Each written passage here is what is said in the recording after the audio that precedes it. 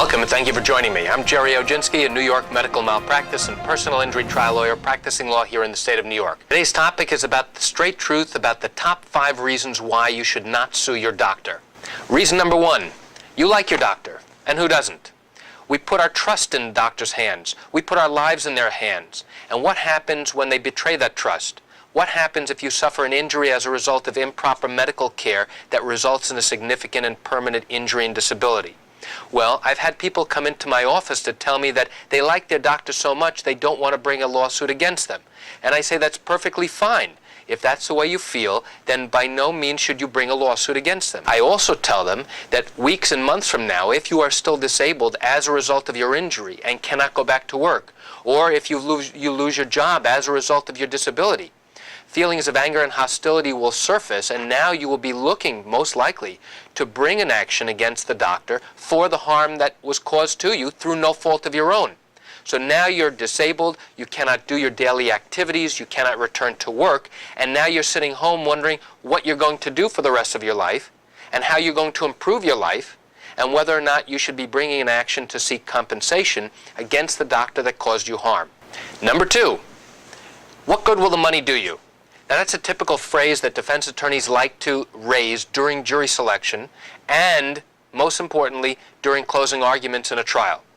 Okay, we recognize that this person has been injured, but what good will the money do them? Well, in our system of justice, compensation is the only thing we have that will try and make that person whole again.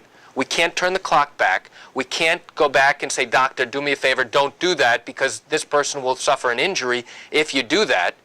So what do?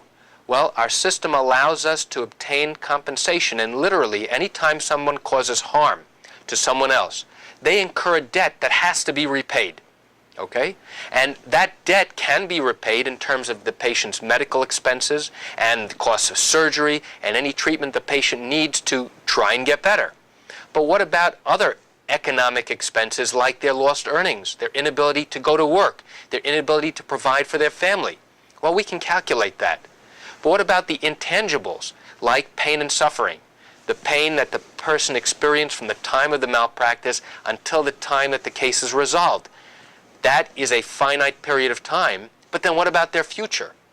If we're able to determine that this person's injury is permanent and they will have it for the rest of their life, that person is entitled to receive compensation for their pain and the suffering that it caused. The follow-up argument to that is, well, they can go on welfare, they can go get Medicaid. Well, here's another problem. Why should now this injured victim be a burden on the city? Why should they be a burden on Social Security? Why should they be a burden on Medicaid? They shouldn't. Remember, the debt that was incurred was because of someone's wrongdoing. You cause harm, you cause a problem, you're obligated to pay that person back. And how do you do it? You've got to pay them for their expenses, both economic expenses and their non-economic expenses, even if it is an expensive one. That's an obligation that cannot be changed or waived. Reason number 3, you're afraid that the doctor's reputation will be tarnished if you bring a lawsuit in the state of New York. Well, I'm here to tell you that that's not true. The doctor may be offended when they get the lawsuit papers, but nothing will really happen. Why? Because the majority of doctors recognize in today's society that people who have been injured have an absolute right to bring a lawsuit seeking compensation. If a jury ultimately determines and agrees with the patient that something was done wrong, then they are entitled to be compensated, and most people will recognize that absolute right. So when a lawsuit is started, a patient does not take out an advertisement in the New York Times saying, Dr. Jones has been sued for the following problems.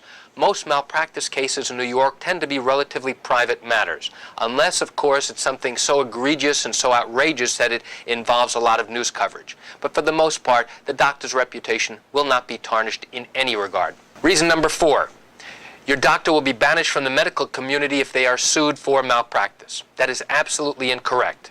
Just as I explained in reason number 3, nothing will happen to the doctor if they are sued for medical malpractice. They will not lose their license, they will continue practicing medicine, and their hospital privileges will continue. Reason number 5, you're afraid that your doctor is going to shut his practice if they get sued for a lawsuit. No, they won't.